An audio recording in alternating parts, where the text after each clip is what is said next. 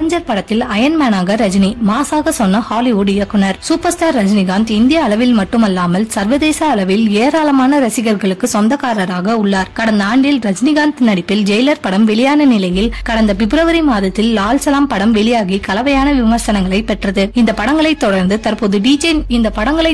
தற்போது டிஜே ஞானவேல் இயக்கத்தில் வேட்டையன் படத்தில் ரஜினிகாந்த் நடித்து முடித்துள்ளார். இந்த படத்தில் போலீஸ் அதிகாரியாக அவர் நடித்துள்ளதாக கூறப்பட்டுள்ளது. இந்த படத்தின் ரிலீஸ் வரும் அக்டோபர் மாதம் தீபாவளியையொட்டி திட்டமிடப்பட்டுள்ளது. வேட்டையன் ரிலீஸ் குறித்து முன்னதாக லைகா நிறுவனம் அறிவிப்பு வெளியிட்டுள்ளது. இந்நிலையில் இந்த படத்தை தொடர்ந்து அடுத்த மாதம் லோகேஷ் கனகராஜ் இயக்கத்தில் கூலி படத்தின் ஷூட்டிங்கில் இணைய உள்ளார் ரஜினிகாந்த். 70 வயதை கடந்த நிலையிலும் அடுத்தடுத்த படங்களில் இளம் ஹீரோக்களுக்கு டஃப் கொடுக்கும் வகையில் அவர் நடித்து வருவது ரசிகர்களை கவர்ந்து வருகிறது. இந்நிலையில் ஹாலிவுட்டில் ஏராளமான ரசிகர்களை கவர்ந்த அவெஞ்சர்ஸ் சீரிஸின் இயக்குனர் ஜோ ரூசோ ரஜினிகாந்த் குறித்து தனது சமீபத்திய பேட்டியில் பேசியுள்ளார். அவெஞ்சர்ஸ் படத்திற்காக இந்திய ஹீரோவை தேர்வு செய்வது என்றால் தன்னுடைய முதல் சாய்ஸாக அயன்மேன் கேரக்டரில் ரஜினிகாந்தை தான் தேர்ந்தெடுப்பேன் என்று அவர் கூறியுள்ளார். இதேபோல பாலிவுட்டில் சல்மான் கானை ஹல்காக தேர்ந்தெடுப்பேன் என்றும் அவர் தெரிவித்துள்ளார். மார்வெல் சினிமேட்டிக் யூனிவர்ஸின் அடுத்தடுத்த படங்கள் வெளியாகி ரசிகர்களை வெகுவாக கவர்ந்து வருகின்றன. கேப்டன் அமெரிக்கா மற்றும் தண்டர்போல்ட்ஸ் அடுத்தடுத்து ரிலீஸ் ஆகி வரும் சூழலில் அடுத்த ஆண்டில் அவெஞ்சர்ஸ் தி கேங் டைனாஸ்டி படம் ரிலீஸ் ஆக உள்ளதாக கூறப்பட்டுள்ளது. கடந்த 2017 ஆண்டில்